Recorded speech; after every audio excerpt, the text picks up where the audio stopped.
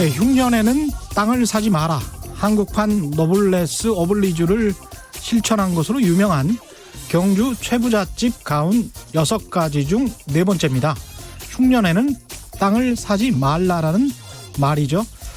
흉년에 사람들이 당장 먹을 게 없어서 앞으로 농사 지어야 할 땅까지 헐값에 팔게 됐다면 아무리 싸더라도 그때는 땅을 사지 말아라는 이야기입니다. 당장의 내 이익보다는 장기적인 공동체의 생존과 번영이 먼저다, 그런 생각이겠죠. 그래서 최부잣집 6번째 가운에는 사방백리 안에 굶어 죽게 하는 사람이 없게 하라, 이런 말도 있습니다. 코로나 바이러스로 민심이 흉흉합니다. 요즘 우리 언론, 정치인들 중에는 경주 최부잣집과는 정반대의 언행을 일삼는 사람들이 많습니다. 공포가 확산돼서 민심이 더 흉흉해지라고 아예 고사를 지내는 것 같습니다. 왜 그러십니까? 클릭수? 유튜브에서 매달 주는 알량한 몇 푼의 돈? 정파적 이익? 뭐 그런 건가요? 그렇게 해서 돈 좀 보셨습니까? 정치적으로도 이익이 좀 될 것 같죠? 즐거우시겠습니다. 축하드립니다.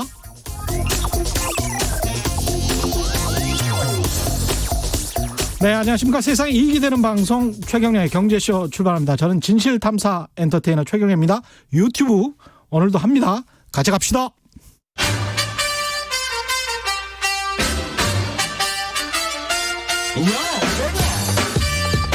최경영이 원하는 건 오직 정의. 경제 정의를 향해 여러 걸음 깊이 들어갑니다. 최경영의 경제쇼. 네, 어려운 경제 이야기를 귀에 쏙쏙 재밌게 풀어주는 홍춘욱의 경제금융 이야기. 홍춘욱 EAR 리서치 소장과 함께합니다. 안녕하세요. 네, 안녕하세요. 네, 오랜만에 또 뵙습니다. 반갑습니다. 예, 반갑습니다.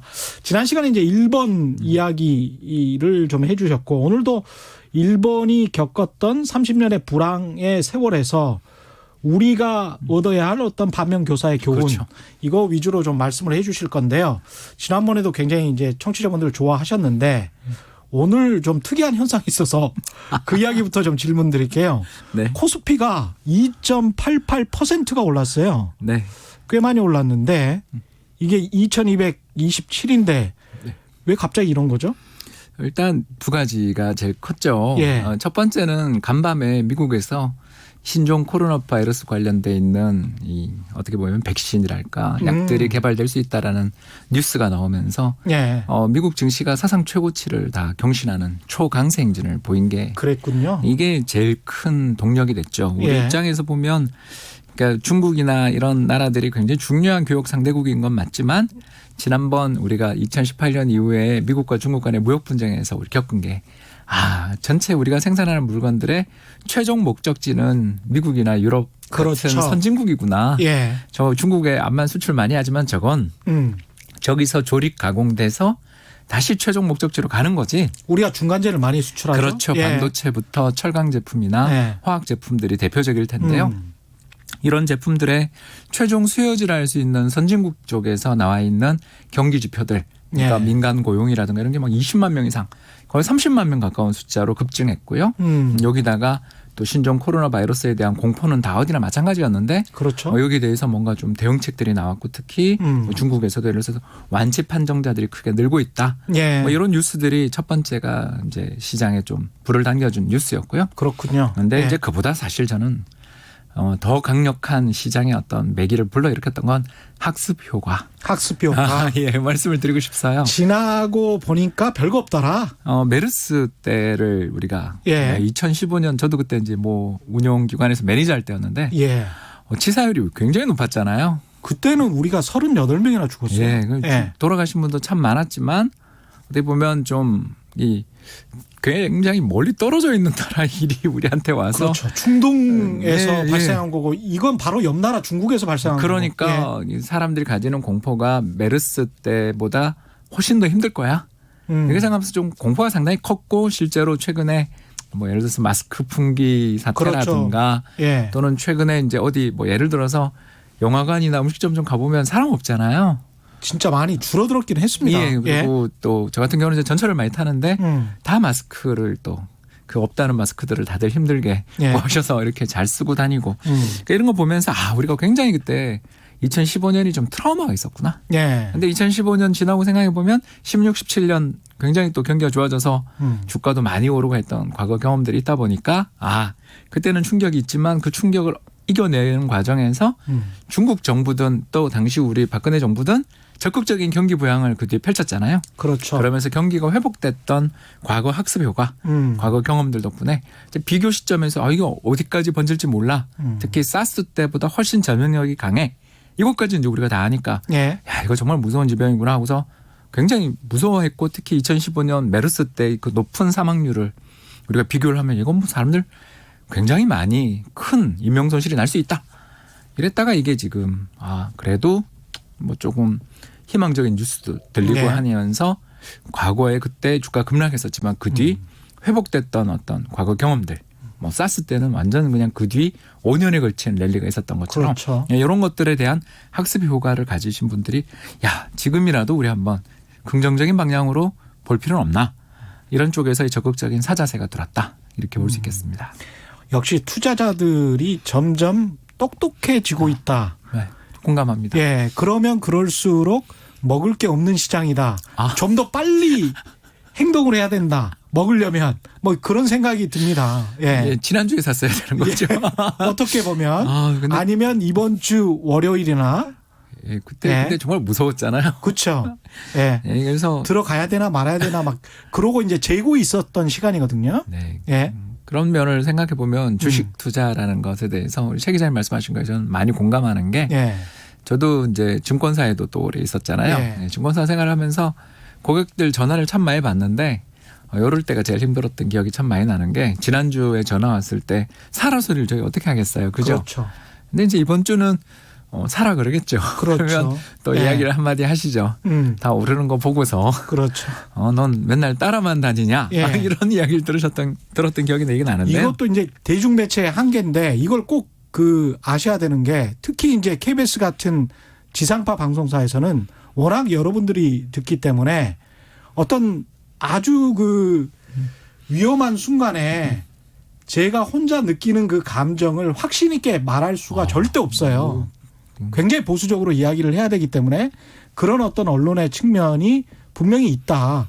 그 속성까지 감안해서 대중을 이겨야 되는 게 또 주식시장이라면 그런 생각이 좀 듭니다. 예, 그래서 주식시장에 있는 그 애널리스트들 이제 저 같은 사람들 애널리스트라고 부르잖아요. 네. 애널리스트들의 자료나 이런 것들의 영향력들을 조사한 논문이나 이런 것들이 있어요. 네. 조사해 보면 대기업에 대한 아주 큰 시가총액이 굉장히 큰 삼성전자다.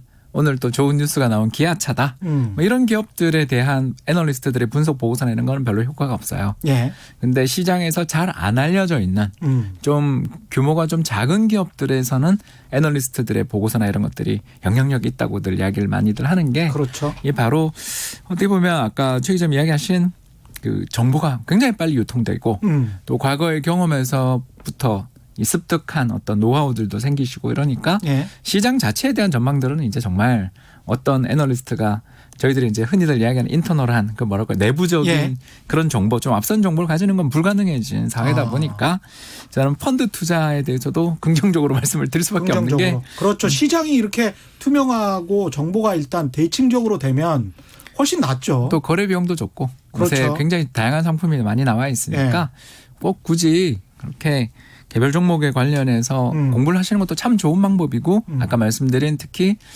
그 정보를 얻기 힘든 종목일수록 오히려 공부를 열심히 했을 때 효과는 있다라는 건 동의하지만 그렇죠. 그럴 만한 시간과 노력이 수반되지 않은 분이 투자를 고민할 때는 그냥 마음 편하게 펀드에 또는 인덱스에 이렇게 투자하는 것도 방법이지 않나 생각이 들더라고요. 김대근 님은 혹시 트럼프 대통령 탄핵 정국이 끝난 것도 좀 영향이 있을까요? 이런 말씀하셨네요. 근데 그건 뭐 별로 저희는 관심이 없었다고 관심이 없었다고 저희가 솔직히 말씀드리는 게 왜 그러냐면 미국에서 한 번 더 대통령 탄핵이 그러니까 닉슨조차도 그렇죠. 그 전에 사임했지. 본인이 사임한 거죠. 그게 왜 그러냐면 상원에서 3분의 2 찬성이 필요한데 공화당이 상원을 장악하고 있기 때문에 그렇죠. 특히 선거 앞두고 1년밖에 선거가 안 남아있는데 1년도 안 남았군요. 남아있는 상황에서 상원에서 트럼프 대통령이 탄핵된다라는 건 사실 생각하기 어려운 상황이어서 그렇습니다. 그냥 이제 저희들 생각에는 그것도 하나의 이유였다. 그러나 이제 제가 보기에는 고용지표 되게 잘 나온 것 그리고 코로나 바이러스 관련돼 있는 어떤 이벤트들 예. 관련해서 좀 우려가 완화된 것 이제 마지막으로 세 번째를 또 굳이 이야기를 하자면 아까 이야기했던 학생들과 덕분에 거기도 우리보다 좀 빨리 반등이 있었지 않습니까? 예. 특히 예. 춘절 연휴 끝나자마자 중국 증시 폭락할 때 다들 와 저거 얼마 빠질까 걱정 많이 했었는데 미국 증시가 생각보다 단단한 모습 보이면서 네. 돌아선 것들이 투자자들이 신뢰감들을 높인 부분도 그렇죠. 있지 않았나 생각됩니다. 그러나 제가 꼭 드리고 싶은 말씀은 방심해서는 안 되겠습니다. 우리가 코로나 바이러스가 완전히 이제 지나간 게 아니기 때문에 국내에서 사망자가 안 나오는 게 무엇보다 중요합니다. 그런 측면에서는 예방 수칙을 꼭 지키시고 가급적 마스크를 쓰고 다시 다니시는 게 좋을 것 같고요. 오늘 이제 일본 이야기 해야 되는데 네. 거의 30년 가까운 세월 동안 이제 불황을 벗어나지 못했습니다. 일본이. 그 이유에 관해서 이제 하나씩 짚어 주실 거죠? 네 그렇습니다. 예. 흥미로운 보고서 하나를 이야기하자면요. 2002년에 나왔습니다. 굉장히 옛날 보고서인데요.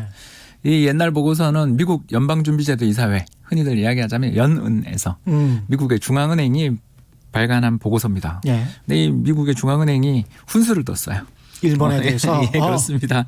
디플레이션 방어하기. 그러니까 물가가 지속적으로 하락하는 현상이 디플레이션이죠. 2002년이면 한참 이게 그렇죠. 그 디플레이션이 진행되는 상황에서 그랬던 거예요. 최악의 상황이었죠, 일본이. 일본이 그때 2002년은 또 뭐가 있었냐면 금융 빅뱅. 지난번 시간에 말씀드렸지만 예. 13개 도시은행 중에 지금 3개 살아남았다.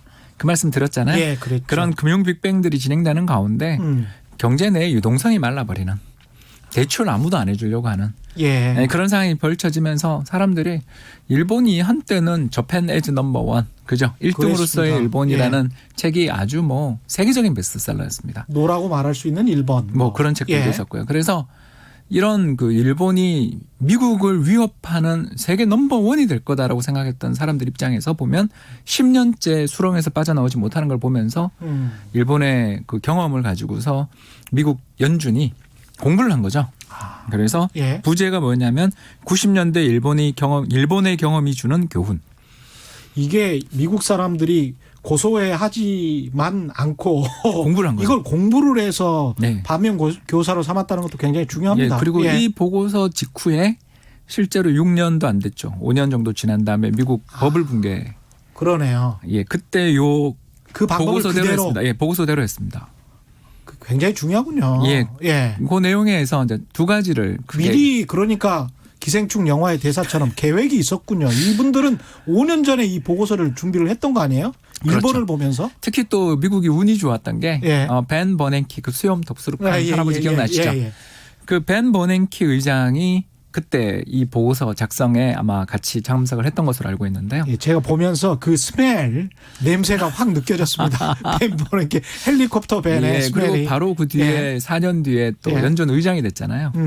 그래서 이런 보고서들이 특히 연준 내에서 지역 연훈도 아니고 연준 내에서 그 워싱턴에서 이런 보고서가 나왔다라고 하면 참 관심 있게 볼 필요가 그렇죠. 있는데 예. 특히 이제 이 보고서에서 다루고 있는 내용이 두 가지인데 그 이제 첫 번째는 뭐냐 하면 1990년 경제가 급격히 나빠질 때 예. 주가가 이제 38,900엔까지 갔었죠. 그게 얼마까지 빠지냐면 12,000엔까지. 아이고.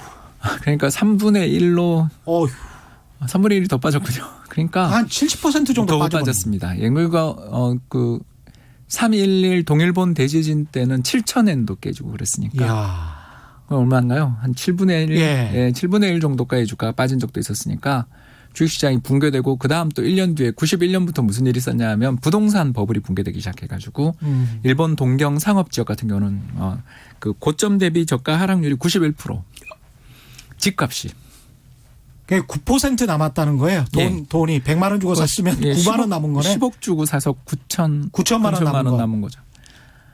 어휴. 예, 그러니까 뭐 이게 끔찍하군요. 끔찍한 예. 일이 벌어지기 예. 시작하니까 그때 이제 그 일본 중앙은행이 대응을 안 한 건 아니었어요. 이제 90년에 주가 폭락, 91년에 주택 가격까지 폭락을 하니까 그때 이제 1990년에 금리가 6%, 굉장히 높았죠. 예. 근데 그거를 이제 그 91년 여름에 8월에 금리를 갖다가 이제 5.5로 0.5% 인하. 예. 지금 주택 시장, 부동산 시장이 다 붕괴되고 붕괴가 있는데 됐는데 거기다 금리를 0.5% 인하를. 이분들이 참 소심하긴 해요. 예, 그래서 그 제로금리라고 하죠. 0.5%가 이제 나중에 되는데 예. 그 제로금리가 언제 되냐면 95년에야. 아, 그러니까 버블 붕괴 5년이 지나서야 제로금리 정책을 펼친 거죠. 이것과 미국의 한 1년 반 동안에 한 5% 예, 5.25가 제로가 됐으니까. 그랬죠. 5%를 내려버렸던 그렇습니다. 미국과는 정말 차이가 많이 나네요. 예, 그래서 그때 딱 5년과 보고서 1년 반. 예, 그런 이야기를 하는 거죠. 예. 그때 버블이 붕괴되던 그때 음. 단 한 해에 금리 2에서 3%만 내렸어도 경제가 그렇게 망가지지 않았을 것이다라고 딱 지적을 하는 거죠. 아, 이게 소름 끼치네. 미국은 또 그대로 했죠. 해버렸거든. 그러니까 그 단호함을 보이지 못했다라고 이게 죄다. 그러니까 중앙은행은 허세를 좀 부려야 된다라는 비슷한 대목들을 중간에서 이야기를 하거든요. 예. 금융시장의 참가자들이 패닉에 빠져서 주가가 뭐 5분의 1, 3분의 1 이상 수준으로 폭락하는 데다가 부동산마저 연이어 그 이제 주가 폭락한 다음 1년 뒤에 붕괴하기 시작하니까 예. 사람들의 마음속에 도망가겠다는 생각밖에 없는 그때 소방서가 딱 나타나서 여긴 저를 믿으세요 하면서 뒤에 예를 들어서 없지만 저 뒤에 지금 급수차들이 수백 대가 와 있습니다. 나 돈 많아. 뭐 이런 그렇죠. 식의. 네. 뭐 좀 대사를 쓰자면 날 믿으면 다 풀릴 테니까 걱정하지 마. 뭐 이 정도 되는 든든한 모습을 보였어야 되는데 찔끔찔끔 금리 인하를 했다. 이게 이제 그 최대의 문제다. 그렇군요. 그리고 이제 두 번째 지적이 뭐냐면 지나친 경기 부양으로 그러니까 경기가 좋은데 금리를 너무 많이 내려서 경기가 과열되면 금리를 인상함으로써 잡을 수 있다. 예. 그렇죠. 경기가 과열되면 금리를 인상하면 잡으면 된다. 예. 근데 경기가 너무 나빠져서 일단 디플레가 되면 회복시킬 방법이 없다. 그렇죠. 네, 그래서 예. 비대칭적이라고 그러거든요. 저희가 예. 그러니까 위험이 똑같은 위험이 물가 불안의 위험이 있고 물가 하락의 위험이 있다면 인플레이션과 디플레이션 그렇죠. 위험 사이에서 예, 인플레 위험은 중앙은행이 불경기를 만들겠습니다. 그리고 금리를 딱 인상하면 예를 들어서 1980년 볼커 연준 의장이 예. 금리를 20%까지 인상하거든요. 20%까지 인상했습니다. 어휴. 예, 예. 그 키가 2m가 넘는 그 예. 장신의 그 폴 볼커 의장이고 얼마 전에 돌아가셨습니다. 예. 그 정말 뭐 세계 경제사의 한 획을 그으신 분인데요.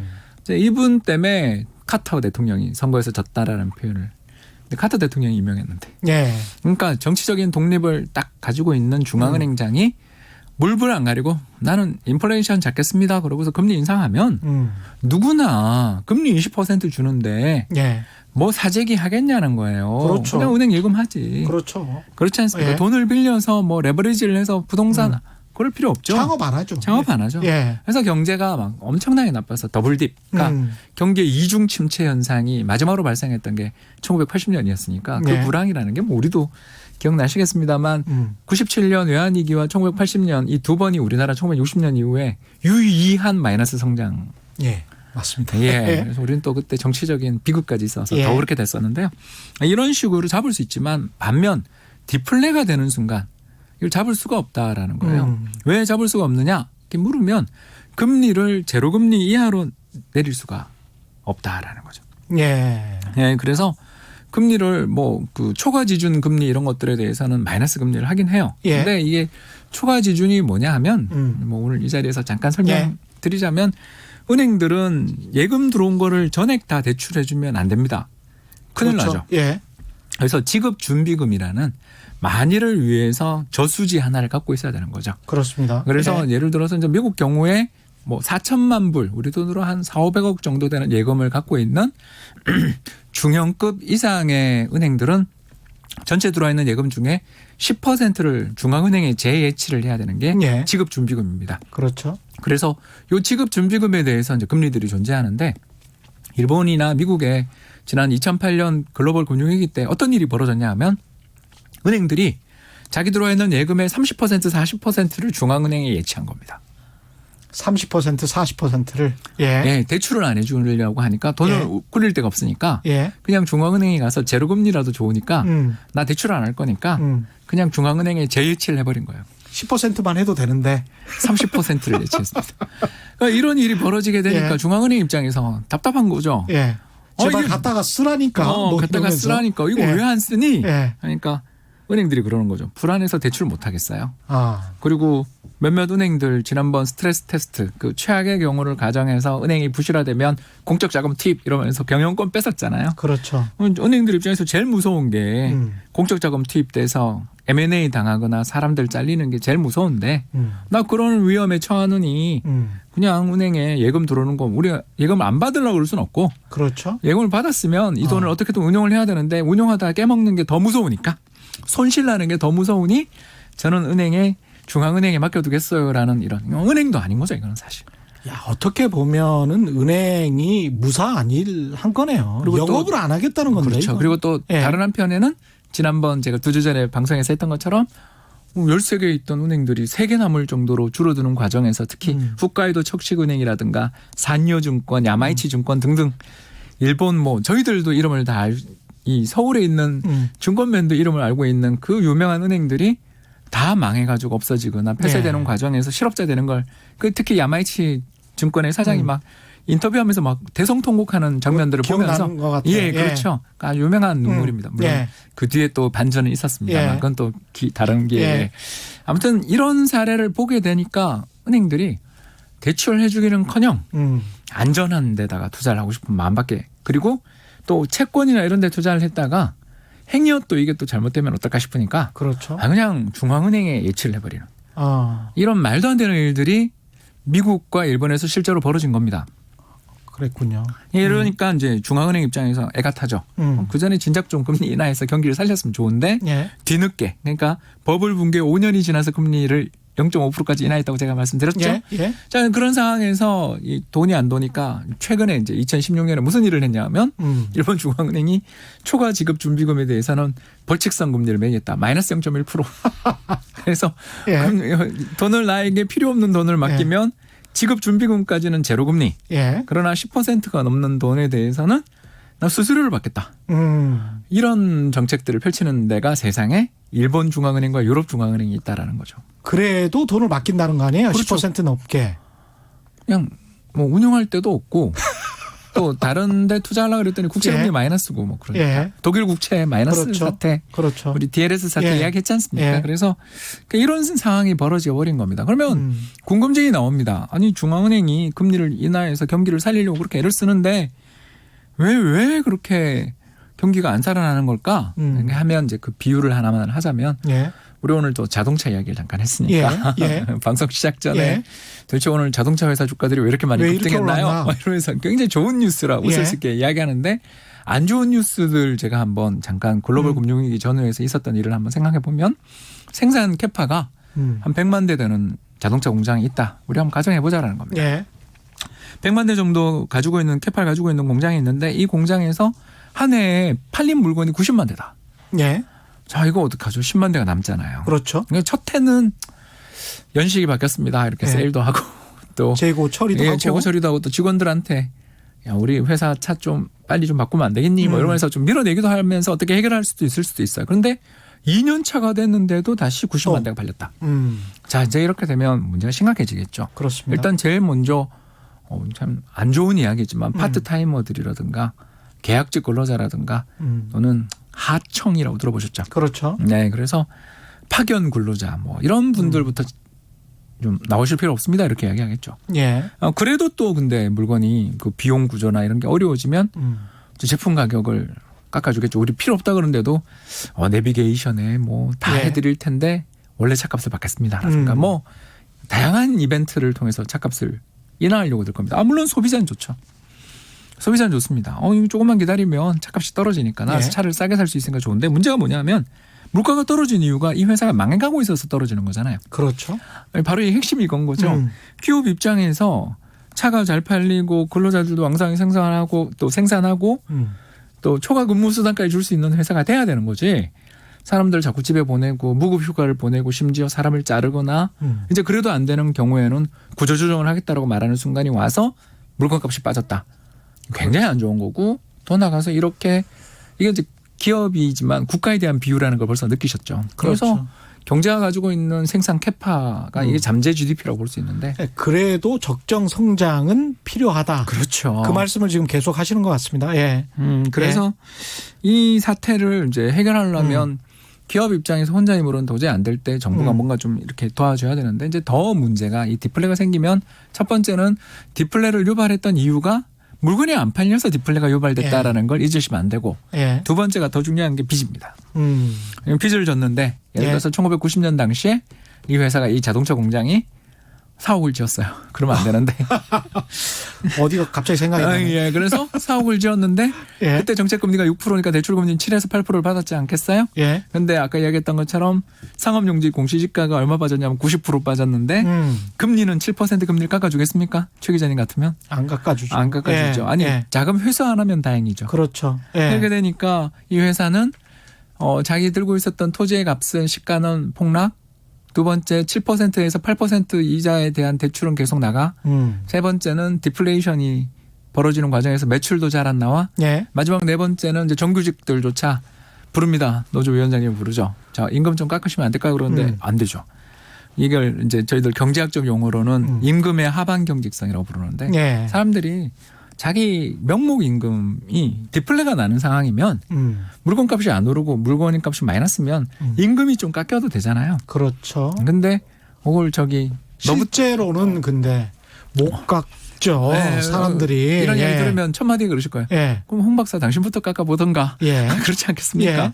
그러니까 이런 일들이 벌어지니까 이거 무슨 일이 벌어지냐면 기업이나 가게나 빚을 져서 자산을 사거나 기업을 경영하는 사람들 입장에서는 이 부채 부담이 말도 못하게 커지는 거죠. 그렇겠습니다. 예. 예, 그래서 이자는 이자대로 걷잡을 수 없이 계속 줘야 되는데 직원들의 고정비는 계속 나가죠. 여기에 차값도 못 올리죠. 마지막으로 저기 가지고 있는 고정자산이라도 팔아서 어떻게든 예. 타개를 해보려고 그랬더니 제 저기 1990년에 이 건물 예를 들어서 1조 엔에 사셨는데 지금 1,000억 엔이네요. 그래도 파시겠습니까? 라고 이야기하면 그 팔면 담보를 잡고 있는 은행이 가만히 있겠습니까? 그렇죠. 예. 그래 부도 처리하자 이제 이렇게 되겠죠, 그죠? 그러니까 이런 일들이 예. 벌어지게 된다라는 겁니다. 그래서 이 이야기에서 핵심이 벌써 두 가지가 딱 나왔죠. 첫 번째는 경제 물가 상승률이 제로 근처를 가거나 좀 마이너스를 갈 때는 중앙은행이 주저해서는 안 된다. 일단 실수를 했더라도 금리를 다시 올리면 된다. 그렇죠. 네. 그런 거고요. 이제 두 번째는 디플레가 만약 시작됐다면 이걸 돌리기 위해서는 대단히 단호한 정책이 좀 필요하다. 근데 예.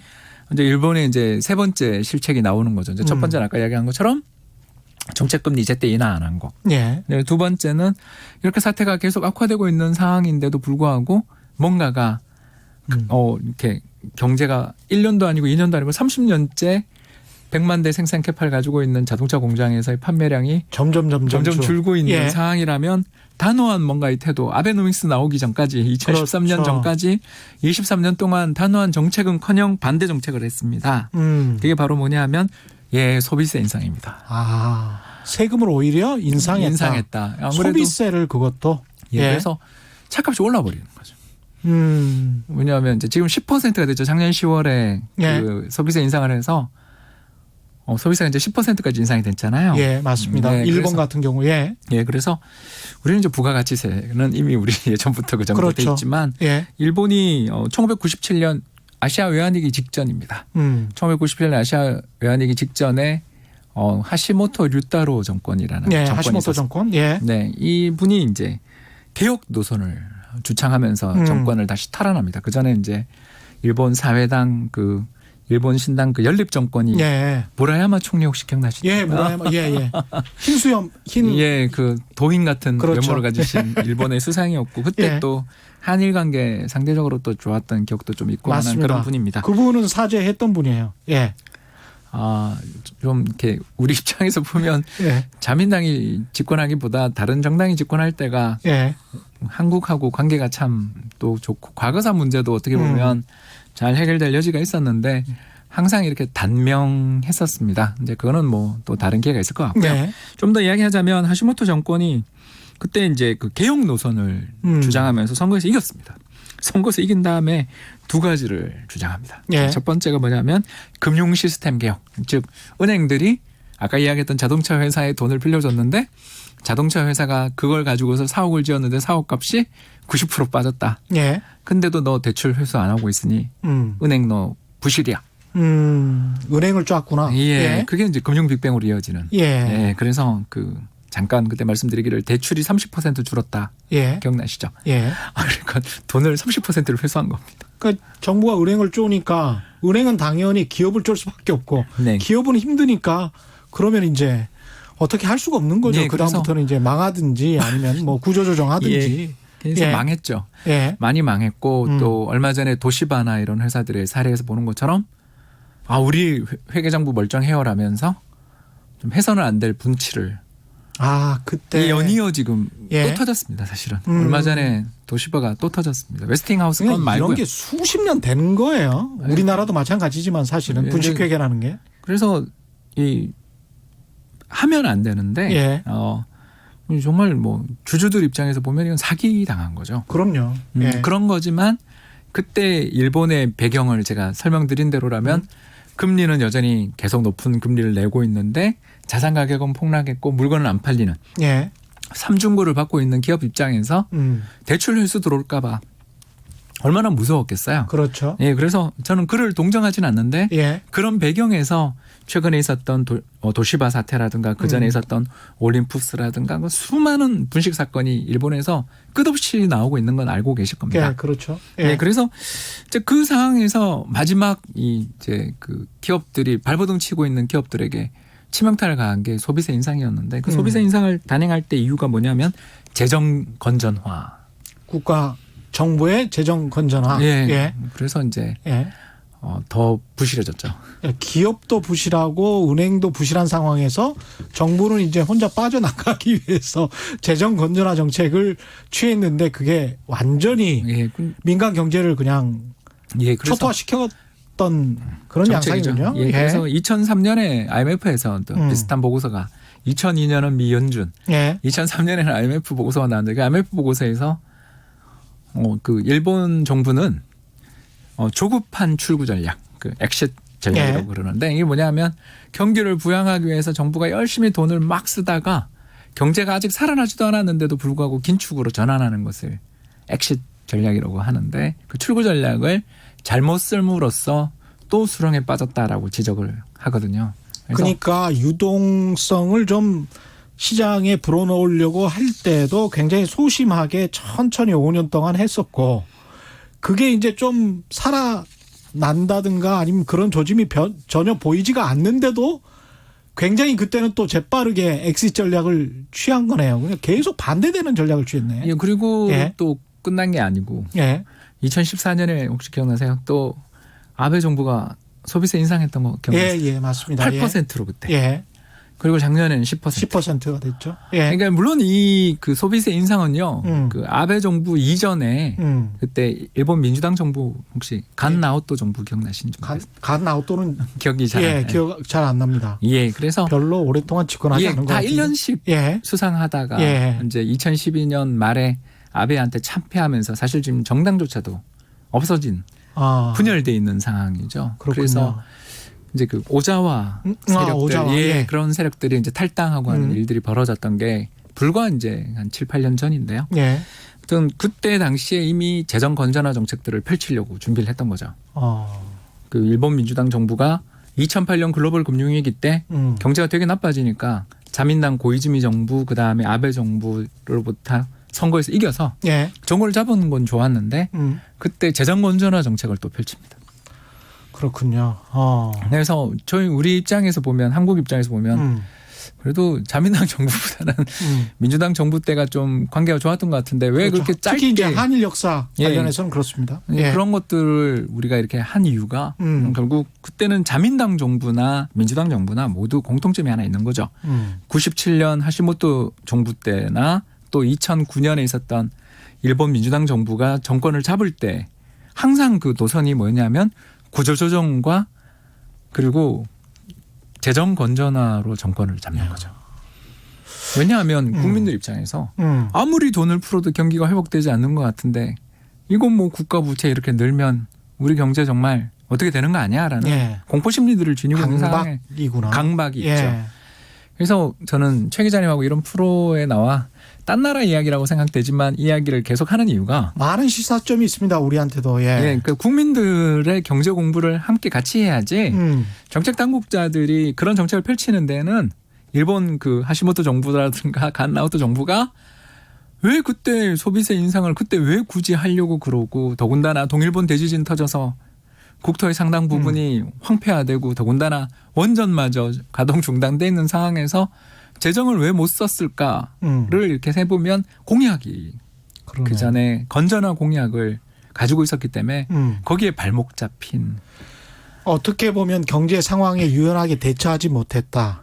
또 두 번째는 예. 선거 과정에서 상대와 결을 좀 다르게 하기 위해서 아주 단호한 어떤 경제 정책들을 펼치겠다고 약속하고 그 약속을 지키기 위해서 또 노력을 한 면이 없지 않아 있었던 예. 거죠. 그러니까 정치인으로서 가져야 될 소양으로서는 의미 있는 부분도 있다고 생각됩니다만 일본 경제의 그 지난 30년의 역사를 돌이켜 보면 두 번의 최악의 순간들이 1997년 아시아 외환위기 직전에 소비세 인상했던 것. 예.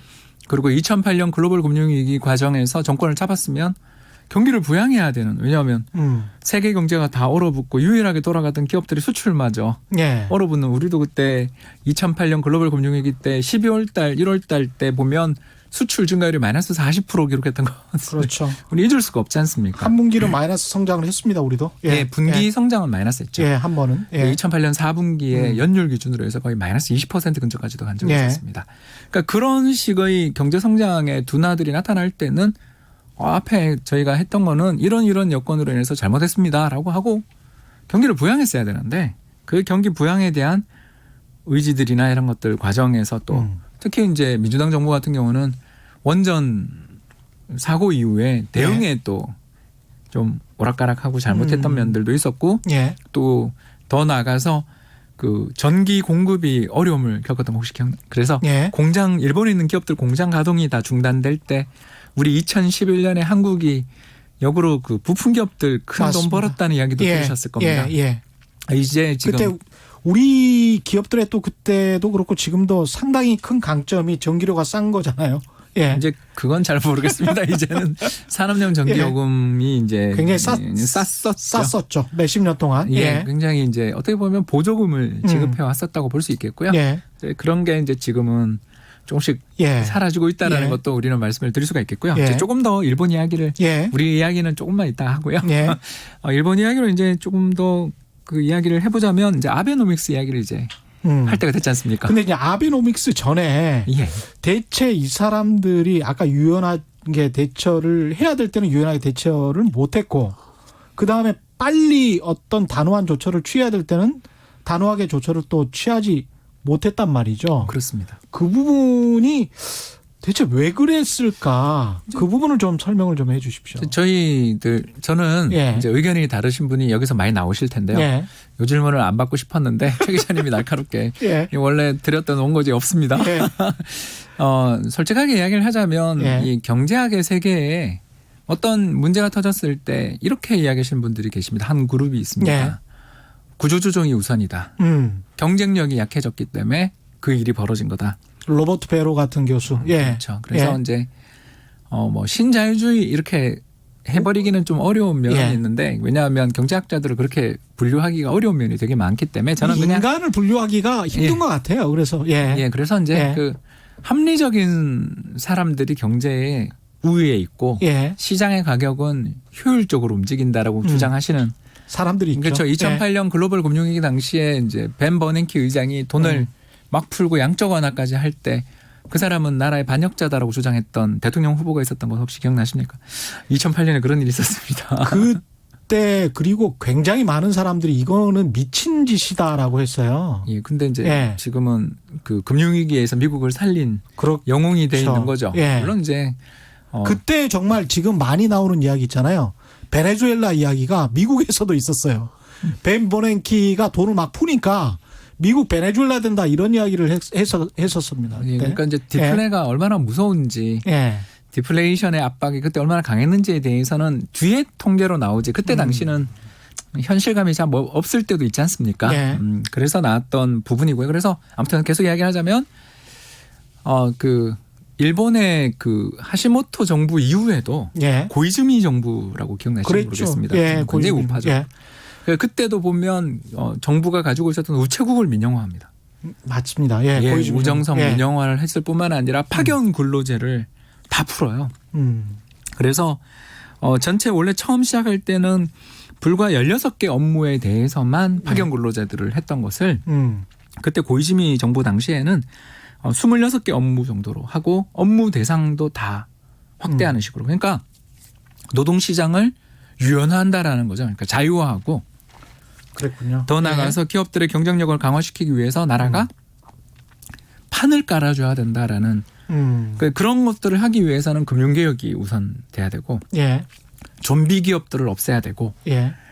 그리고 더 나가서 어떤 그 뭐라고 표현해야 될지 모르겠습니다만 그 영역 간의 경계들을 허무는 그러니까 이런 식으로 하면 경제가 좋아진다라는 것을 주장하시는 분들이 그때 이제 다케나카 일본의 경제산업장관 예. 같은 분들이 주도를 하셨죠. 예. 그러니까 그래서 해왔습니다. 근데 이제 이게 당시에 고이즈미 정부가 우정국을 민영화시킬 때 저도 기억이 나는데 일본의 우정국이라는 게 어느 정도였냐면 대학 등록금을 가령 무조건 다른 은행에는 낼 수가 없고 우정국에만 내야 된다라는 정도의 정말 상상할 수 없는 규제들이 있었었거든요. 예, 그리고 예. 더 나가서 그 이전에 있었던 금융 빅뱅 과정에서 수많은 은행들이 없어지고 있는데 네. 거긴 정부 거니까 그렇죠.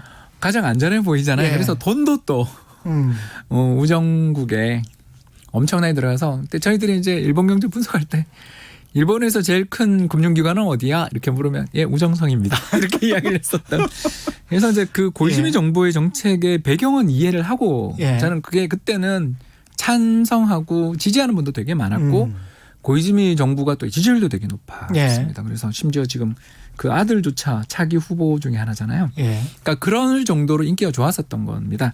그래서 이런 사회적 흐름 워싱턴 컨센서스라고 불리는 이런 흐름들이 있는 거고 또 반대편에 저 같은 사람도 있는 거죠. 예. 저 같은 경우는 디플레이션 압박이 이렇게 심각하고 경제 전체에서 물가가 오르지 않을 때 그런 구조조정을 한다라는 건 지금 몸이 되게 아픈 사람에게 건강 체질을 만들기 위해 밖에 나가 뛰어라라고 하는 처방이나 비슷하다. 그렇죠. 라고 주장하는 쪽에 있는 거죠. 그래서 예.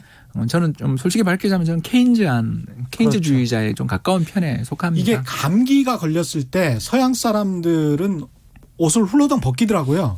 그리고 찬물에 이렇게 놔둬서 애를 좀 열을 식히는 방식이고 우리 같은 경우는 그 체질로 하면 감기 오한에 더 걸리잖아요. 그래서 우리는 좀 따뜻하게 해서 땀을 빼게 하는. 빼자. 예. 그래서 정반대의 그런 진단 분석이 나올 수가 있는 것 같습니다. 네. 예. 그래서 이제 언제 그 정책이 우세해지냐라는 것은 그때 아까 이야기했던 정치적인 분위기 또 정강 정책들 또 선거에서의 어떤 흐름들에 의해서 네. 좌우되는 면이 있었지만 전반적으로 97년 하시모토 정부 때부터 고이즈미 정부 때까지는 이런 구조조정 우선이 였던 거죠. 근데 이제 제가 지금 좀 약간 비판을 하자면 일본 사례에서 비판을 하자면 그 결과 아베노믹스 덕분에 아베 집권 이후에 일본 주가가 7,000포인트에서 지금 22,000, 23,000까지 3배 넘게 오르고 예. 주택 가격도 26년 연속 하락하다가 2017년부터 강하게 오르고 있습니다.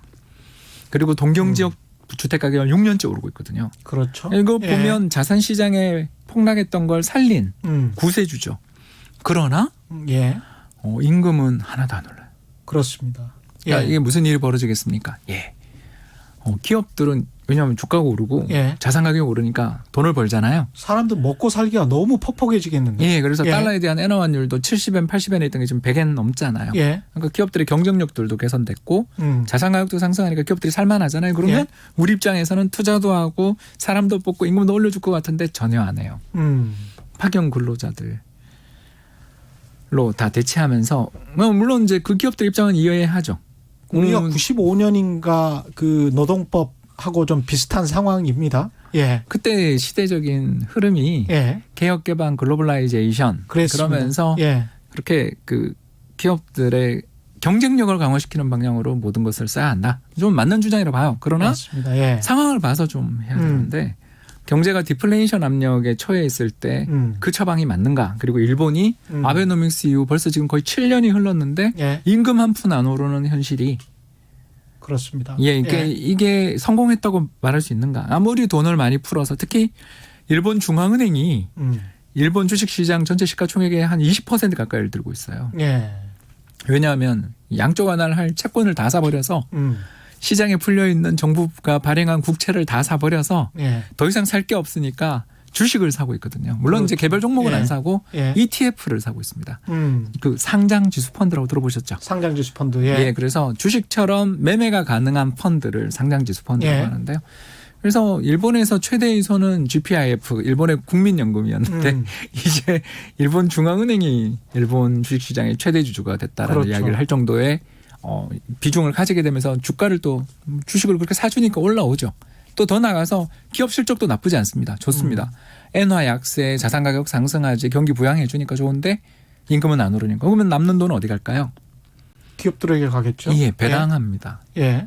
그래서 제가 있었던 기관에서도 일본 주식 투자를 그때 늘리고 했던 게 일본 기업들이 주주 친화적인 좋은 이야기죠.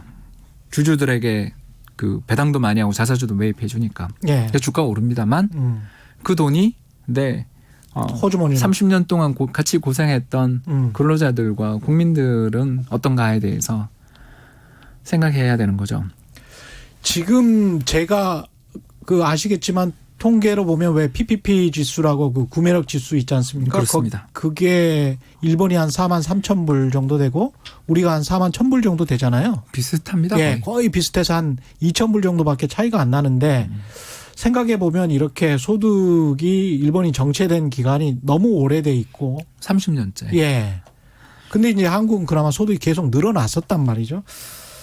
예, 그래서 언젠가는이 아니고 굉장히 빠른 시일 내에 지금 PPP로 봤을 때는 역전될 것 같아요. 몇 년 내에. 그런 거를 생각해 보면 일본이 안고 있는 문제가 참 큰 것 같습니다. 9149님, 1052님, 홍춘욱 교수님, 한국 최고의 강의 이렇게 말씀해 주셨습니다. 감사합니다. 감사합니다. 예. 김태영님, 횟수를 거듭할수록 알차고 알차기를 거듭하는 최경영의 경제 쇼. 나이스. 예. 나이스까지 해주신 거예요. 그냥 그대로 한 겁니다. 제가 안 붙인 거예요. 예. 제임스 리님, 급등한 부동산 가격을 그대로 두면서 경기를 위해서 돈을 풀어야 하는 두 마리 토끼를 잡았어야 했는데 이게 참 경제 정책이 그런 것 같습니다. 그렇죠. 답이 존재했을까요? 굉장히 날카로운 질문이신데 어떻게 생각하십니까? 우리나라 이야기인 것 같은데요. 예. 그죠? 일본 이야기 아닌 것 같아요. 예. 예. 저는 일본을 질문했다면 금리 인상은 맞았다. 예. 89년에 일본 중앙은행이 금리를 6%까지 올린 건 맞았다. 예. 근데 자산 가격이 폭락하자마자 금방 금리를 인하해 주는 정책을 썼었으면 예. 부동산 시장이나 주식 시장이 충격을 받고 가격이 조정을 받을지 모르지만 저렇게 30년 불황으로 가지는 않았을 것 같다라는 의견을 갖게 되는 거고요. 또 하나 우리 같은 경우는 어떻습니까? 우리 같은 경우는 이제 예. 지금 그 금리를 내리니까 예. 부동산이 올라갔잖아요. 예. 그런 측면에서 보면 우리도 비슷한 면이 있습니다. 그래서 이걸 해결하기 위해서 어떻게 해야 되느냐? 저는 이제 이렇게 물으시면 예. 정부가 금리는 그만 내리고 정부 재정 지출을 어디다 쓰냐 하면 임대주택 짓는 데 쓰자. 재정 확대해서 그걸 임대주택을 많이 짓자. 경기도 부양하고. 그리고 주택 시장으로만 몰리는 돈들을 예. 보다 생산적인 부문으로도 돌리자. 찬성. 둘 다 저는 찬성합니다. 예. 그게 가장 답인 것 같고요. 손톱 깨물기님, 오늘 이슈 오도독 어디서 보면 되나요? 오늘 밤 10시 유튜브에 첫 방송됩니다. 최경영의 이슈 오도독 기대해 주시기 바라고요. 오늘 말씀 여기까지 할까요? 예. 지금까지 홍춘욱 EAR 리서치 소장과 함께했습니다. 고맙습니다. 감사합니다. 예, 감사합니다. 저희가 준비한 최경영의 경제쇼는 여기까지였고요. 그리고 그 위에 문자 하나만 더 소개해 드릴게요. 1105님, 말이 좋아 분식이지 회계 사기입니다. 조작 사기라고 말씀해 주십시오. 예, 반성합니다. 회계 조작 사기입니다. 예, 앞으로는 계속 회계 조작 사기라고 부르겠습니다. 저희가 준비한 최경영의 경제쇼 여기까지였습니다. 저는 KBS 최경영 기자였고요. 내일 4시 5분입니다. 10분이 아니고요. 내일 4시